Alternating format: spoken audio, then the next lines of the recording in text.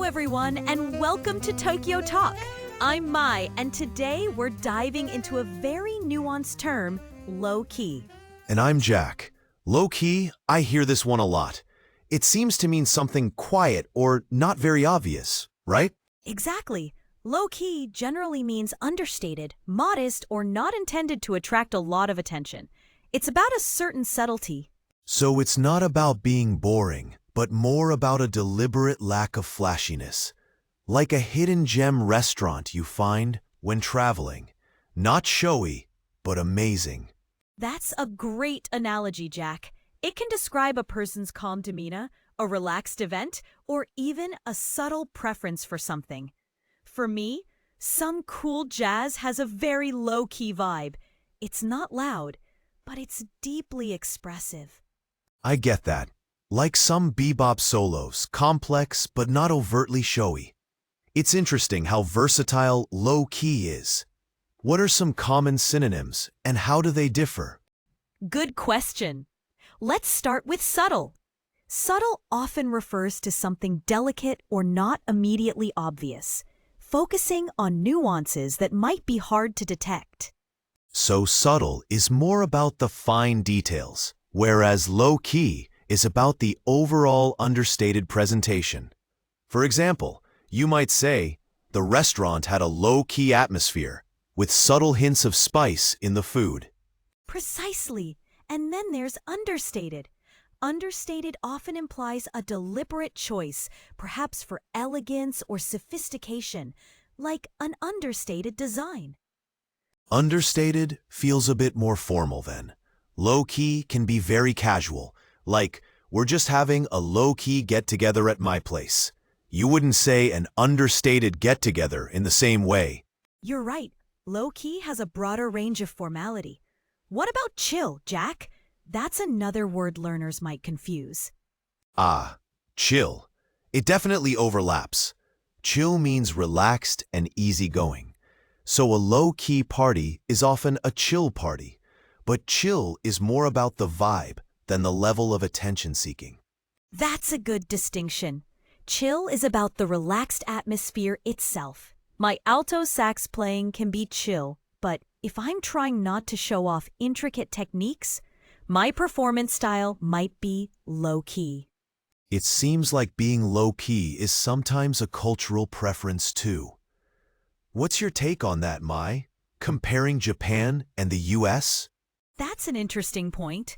In Japan, there's a concept of hikaeme, which means modest or reserved.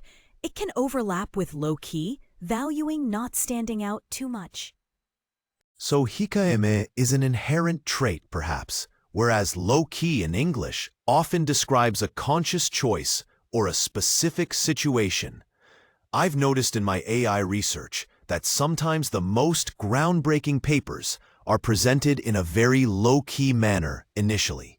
When Jack mentions groundbreaking papers, he means research that introduces very new and important ideas. Yes, being low-key can be a strategic choice in professional settings too.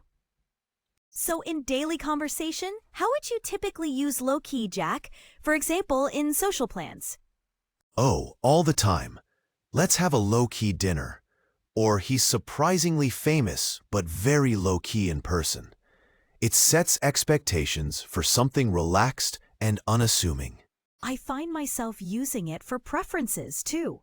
Like, I'm looking for a low-key cafe to read a book. And speaking of preferences, I confess I prefer low-key first dates. Low-key first dates? Is that your current strategy in the great boyfriend hunt, Mai? Keeping expectations low-key to avoid scaring them off with your bebop skills? Something like that, Jack. It's more about a relaxed atmosphere to genuinely connect. No need for grandstanding on a first date. When you say grandstanding, that means trying to impress people with extravagant talk or behavior.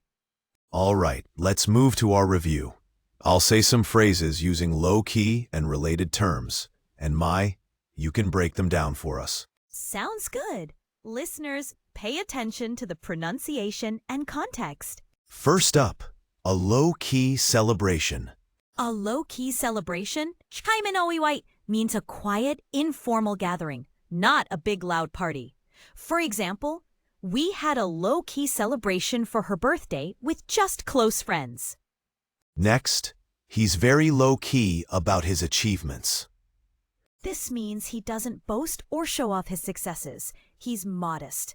He's very low-key about his achievements. 彼は自分の功績について非常に控えめだ。How about this? The design was understated and elegant. Understated and elegant, 控えめで上品な, suggests a sophisticated simplicity, a deliberate choice to be refined without being flashy. Contrast this with, the party decorations were low-key but festive. Here, low-key means not elaborate, but still creating a nice atmosphere. And one more pair. The instructions had subtle differences. Versus, let's keep this plan low-key. Subtle differences, 微妙な違い, means the variations are not obvious and require careful attention. Let's keep this plan low-key, この計画は内密にしよう, means let's not announce it widely or make a big deal out of it. Great explanations, Mai. Hopefully, our listeners now have a better feel for low-key and its friends. Practice using these in your conversations. Understanding these nuances really helps. That's all for today's Tokyo Talk.